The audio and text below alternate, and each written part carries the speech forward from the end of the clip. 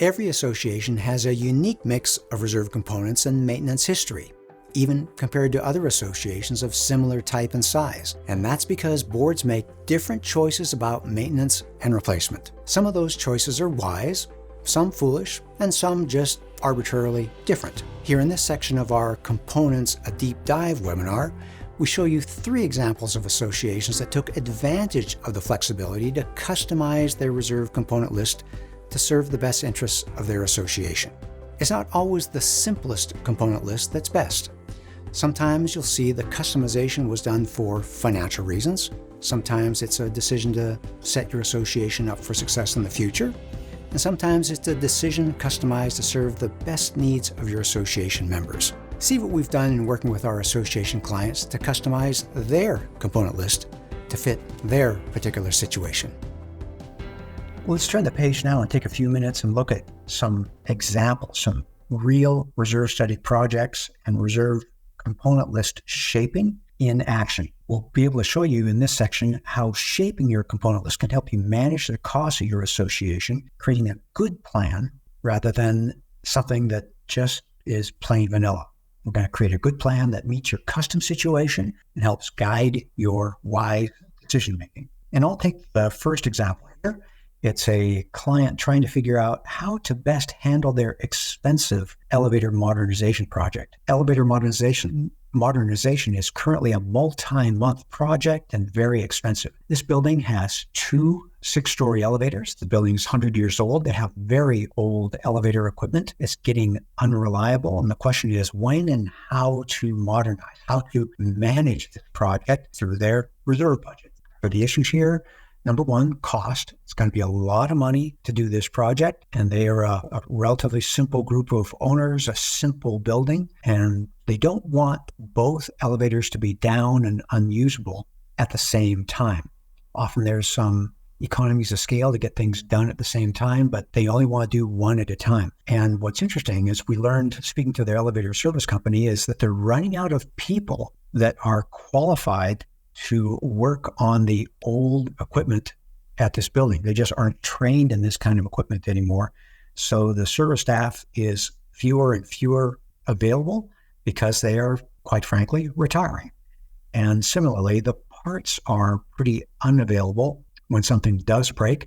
The way they're getting parts is they're being scavenged from other old units that have been taken out of service, old units at their building. What was the plan here? The plan is that we're going to take one at a time. We're going to try to space them 5 years apart, do one first, do one 5 years later, cross our fingers a little bit. But the good thing is that most or many, I think I chose many here for the correct reason, many units are unoccupied.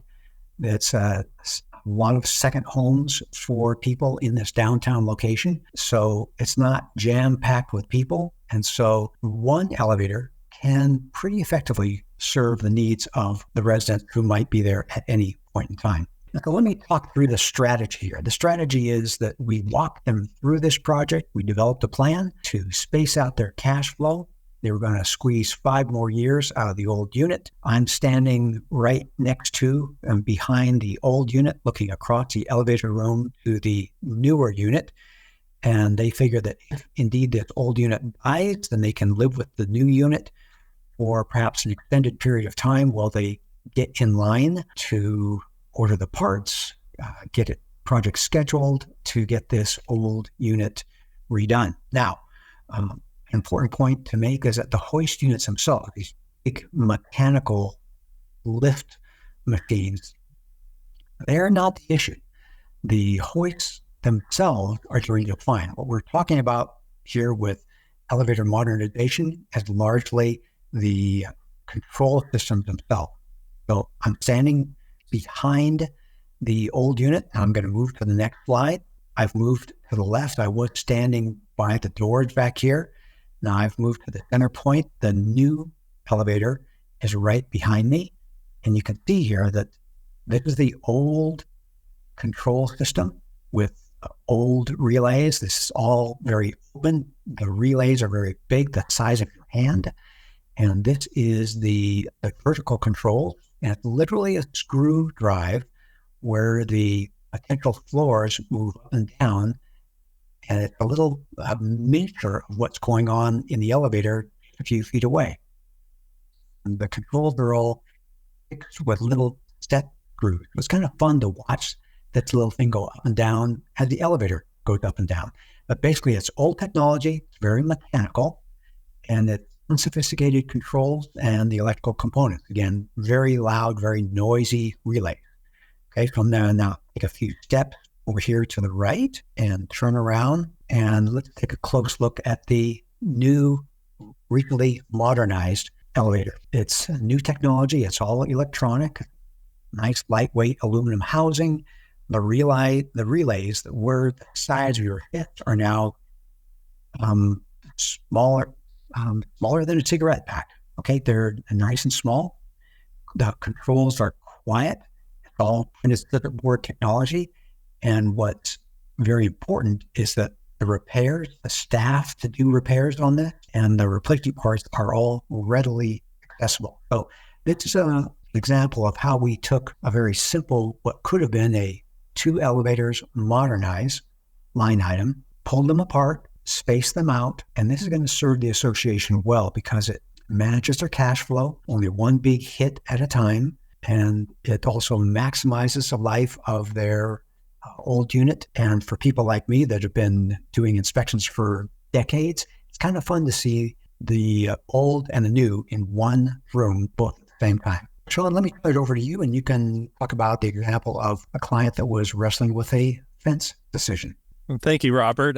So in this scenario, the association is considering how best to handle the replacement of their perimeter wood fencing, but they are considering now pivoting to a different material altogether and all the considerations that come with that. We all know that lumber costs have been outrageous the last few years, and then wood fencing also comes with the cost of repainting or resealing it. What are the main decision points when choosing between the existing option on the table, the wood fencing, versus an alternative option such as vinyl, which is more expensive up front? There's, of course, the appearance, the aesthetics of the community, which is a huge part of that, the resilience of the product. I'm picturing kids, if you have a lot of kids in your neighborhood and they're using the fences as backstops for their soccer balls and baseballs, the wood fencing can probably take a punch better.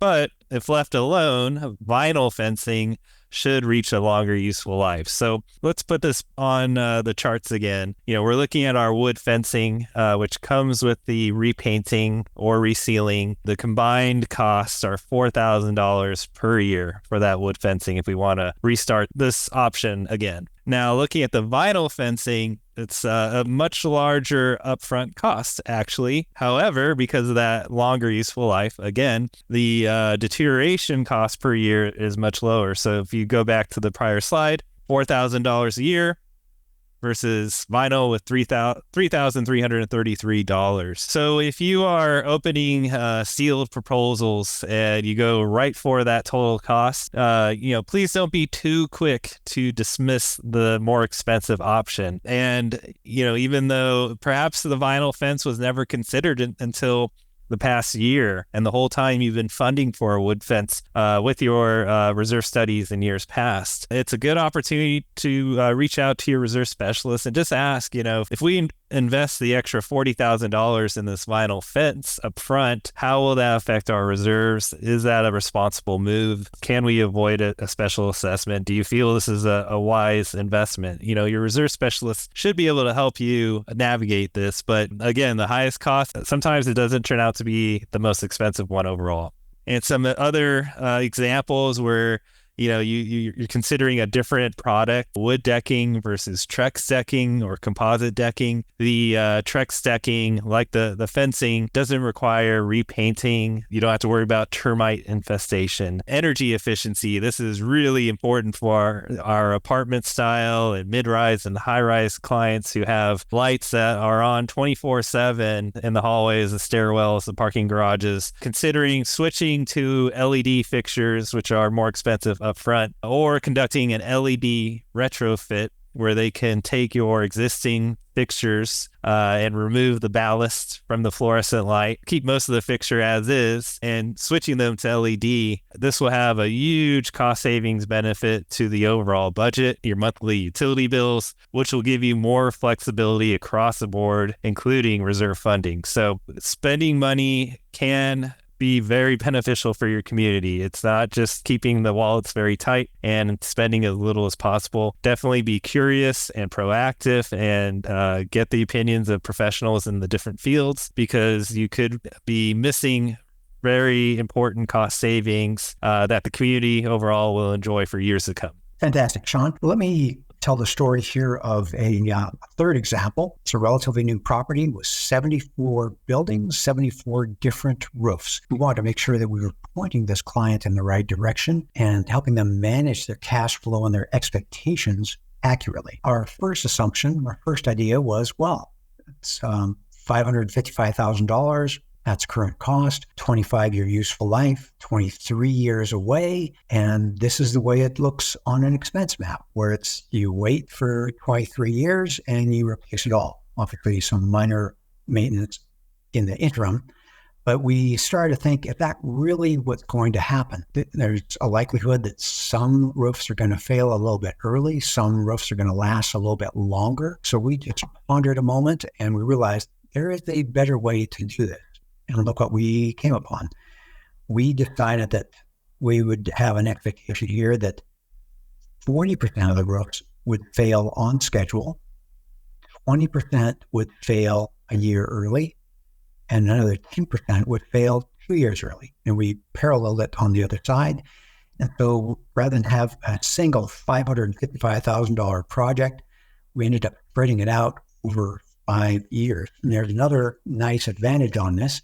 It allows the association to start to work with a roofer and check them out on just a small fraction of the project, make sure that they're towing the line and doing a good job, with the idea that if they do a good job here, there's more work to come.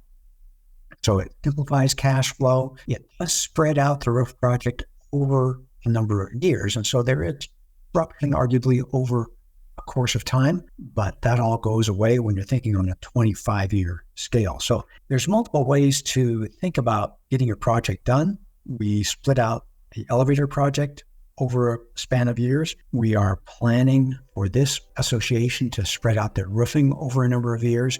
It doesn't have to always be just a simple way. At Association Reserves, we make the present less stressful and the future more secure. If you want to join us in this mission, please like this video and subscribe to our channel. Leave a comment down below on what you'd like to see us address in a future video. Let's plan for your best future.